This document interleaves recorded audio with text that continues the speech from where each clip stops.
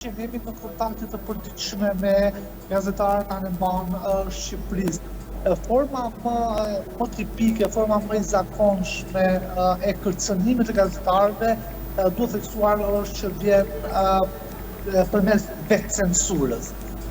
Por gjithashtu ka ngrej pyetjen që nuk është presion vetcensura. Në fakt vetcensura është presioni më i madh që i bëhet gazetarit, sepse çfarë do thotë vetcensura? Gazetari nuk raporton lajme kur e di që pronari ka një linjë tjetër editoriale me ata mos i ka një qëndrim mbi këtë. Ndaj gazetarët nuk e marrin mendimin fare ta raportojnë në redaksi të lajmit në një farë mënyrë e fshehtë lajmin, duke i ditur çfarë do të transmetohet kur.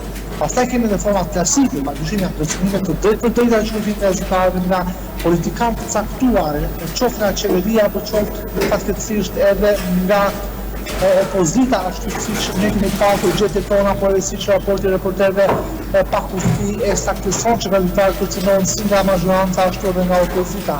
Pastaj kemi forma dhe të avancuara, siç është rasti i gazetarit Sami Curi, i cili para disa ditësh shkruaj makina në Bulqi. Kemi mesazhe telefonike nga biznesmen të ndryshëm drejtuar gazetarëve, por edhe element të krimit të organizuar që kanë komunikuar dhe janë përpjekur për të intimiduar dhe kërcënuar gazetarët përmes mjeteve elektronike.